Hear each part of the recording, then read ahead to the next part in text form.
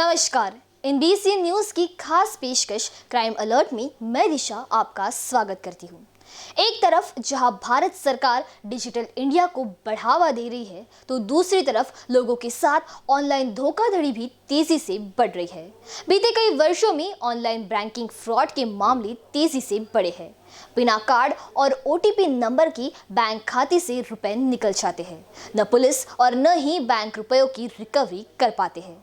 इस कोरोना काल में तो अधिकतर लोगों ने ऑनलाइन पेमेंट ही ज्यादा किए हैं, जिसके चलते ऑनलाइन फ्रॉड में भी बढ़ोतरी होती है। आज के इस एपिसोड में मैं ऑनलाइन फ्रॉड से ही जुड़ी आपको जानकारी दूंगी। आजकल ऑनलाइन फ्रॉड करना ये एक आम बात हो गई है। धोखेबाज लोग बैंक प्रतिनिधि बनकर मासूम लोगों से संपर्क करते हैं और अनजान ID या मोबाइल नंबर से उन्हें संदिग्ध संदेश लिंक भेजकर उन्हें नो योर कस्टमर KYC पूरा अपडेट करने को कहते हैं और उनसे यह भी कहते हैं कि यदि ऐसा न किया गया तो उनका अकाउंट ब्लॉक कर दिया जाएगा। इन संदेशों में ग्राहकों से कहा जाता है कि वे या तो एक खास नंबर पर कॉल करें अथवा लिंक पर क्लिक करें।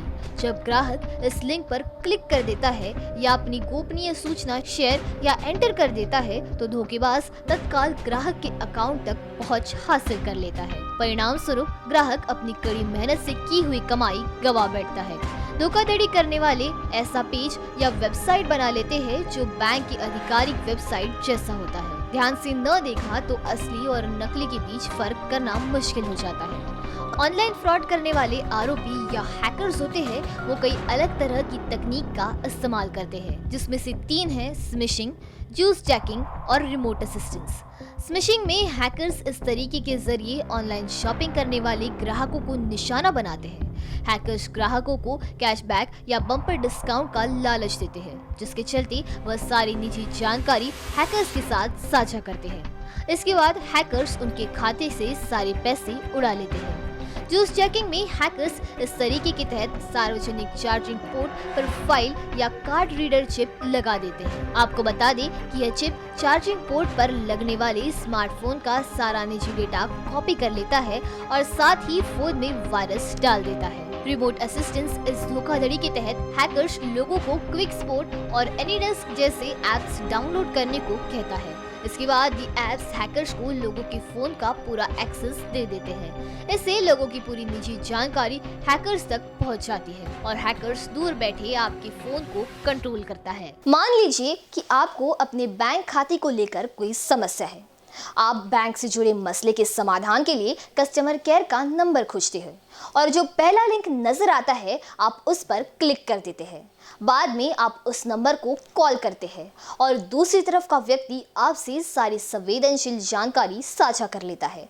बाद में आपको पता चलता है कि आपके साथ धोखाधड़ी हुई है। बता दें कि अक्सर पॉपअप करने वाली पहली संख्या असली नहीं होती।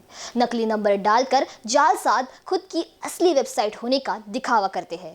जालसाज इस तरह के वेबसाइट को गूगल में टॉप रैंकिंग में लाने के लिए हर संभव कोशिश करके उसे सबसे ऊपर लाते हैं। अमूमन ऐसी धोखाधड़ी तब होती है जब लोग बड़े बैंकों के ब्रांच के नंबर खोजते हैं। अक्सर यह ऑनलाइन फ्रॉड करने वाले लोगों से बैंक अधिकारी बनकर ठग करते हैं। इस दौरान यह फ्रॉड लोगों को डेबिट कार्ड या क्रेडिट कार्ड की जानकारी मांगते हैं। लोग अनजाने में यह जानकारी ठगों को देते हैं और बाद में भारी नुकसान उठाना पड़ता है। हालांकि रिजर्व बैंक ने यह निर्देश जारी कर रखा है कि बैंक किसी भी खाता धारक से उसके बैंक का डिटेल जैसे डेबिट कार्ड या क्रेडिट कार्ड की जानकारी नहीं मांग सकते हैं और बैंक इस नियम का पालन भी करते हैं और खाता धारकों से ऐसी जानकारी नहीं मांगते हैं। लेकिन अक्सर लोग बैंक खाता धारकों को फर्जी नाम से फोन कर ऐसी जानकारी मांगते हैं। जो लोग ऐसी जानकारी देने से मना कर देते हैं वो तो ऑनलाइन फ्रॉड से बच जाते हैं, लेकिन कुछ लोग इन फ्रॉड करने वालों की झांसे में आ जाते हैं और उनकी मेहनत की कमाई ऑनलाइन फ्रॉड में लुट जाती है। इससे बचने का सबसे आसान और कारगर तरीका है कि आप कभी भी अपने कार्ड की कोई जानकारी किसी से शेयर न करें। किसी को भी कार्ड की CVV, पिन नंबर और OTP न बताएं, क्योंकि बैंक ऐसी कोई भी जानकारी नहीं मांगते हैं। अगर ऐसा कुछ होता है या आपको कोई समस्या है तो आप बैंक की ऑफिशियल वेबसाइट पर जाएं और वहां जाकर शिकायत करें। कई बैंक अपने ऐप पर कस्टमर केयर का नंबर डाल कर रखते हैं आप वहां से भी नंबर ले सकते हैं। ध्यान रखिए क्योंकि कई ऐप भी नकली होते हैं। अगर आप इंटरनेट पर बिल्कुल नए हैं तो किसी भी एसएमएस, ईमेल और व्हाट्सएप के जरिए कोई मैसेज आए तो उनका जवाब न दें। आरबीआई की नई गाइडलाइंस के अनुसार यदि ग्राहक किसी भी वेबसाइट या लिंक मर्चेंट वेबसाइट से धोखा खाता है तो ऐसी स्थिति में बैंक अपने ग्राहक को क्लेम किए गए पूरे पैसे लौटा देगा। साथ ही ये आदेश है कि ग्राहक किसी से भी अपना ओटीपी पिन, सीवीवी नंबर या बैंक की किसी भी तरह की जानकारी साझा न करे। जैसे ही आपको ये लगे कि आपके अकाउंट, क्रेडिट कार्ड और डेबिट कार्ड से संबंधित कुछ चौंकाने वाला है तो तुरंत कस्टमर केयर में फोन करके अपने कार्ड को ब्लॉक करें।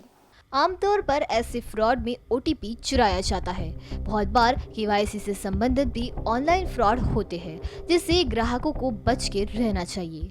केवाईसी संबंधी फ्रॉड के अतिरिक्त ग्राहकों को अन्य किस्म की धोखाधड़ी से भी सावधान रहना चाहिए, जैसे एमआई स्थगन और यूपीआई संबंधी फ्रॉड। अपनी सीआरएन, पासवर्ड, कार्ड विवरण, CVV, OTP, ATM pin, UPI pin, mobile banking pin जैसी संवेदनशील जानकारियां किसी को भी न बताएं। केवल विश्वसनीय स्रोतों से आई लिंक पर ही क्लिक करें। यदि आपको किसी अनजान व्यक्ति से कोई ईमेल या टेक्स्ट मैसेज आया जिसमें किसी संदिग्ध लिंक पर आपसे क्लिक करने को कहा जाए तो सावधान हो जाए और उस संदेश को डिलीट कर दें। किसी धमकी पर प्रतिक्रिया न दें या फिर लॉटरी लगने जैसे संदेश से ललचाए नहीं। बैंक कभी ऐसे संदेश नहीं भेजता। अपने मन में संदेहयुक्त अवलोकन को इस प्रकार विकसित करें कि जो ईमेल आईडी आपने पहले कभी न देखा हो उसे पहचान सके। स्क्रीन शेयरिंग ऐप्स जैसे एनीडेक्स, टीमवीवर आदि को डाउनलोड करने से परहेज करें, क्योंकि इनके जरिए धोखाधड़ी करने वाले आपके उपकरण को काबू में कर लेते हैं। आपकी गोपनीय बैंकिंग जानकारी हासिल करके आपकी जानकारी के बगैर आपके बैंक खाते और धन तक पहुंच जाते हैं। यूपीआई से पैसे प्राप्त करने के लिए क्यूआर कोड स्कैन करने या पिन ओटीपी एंटर करने की जरूरत नहीं पड़ती।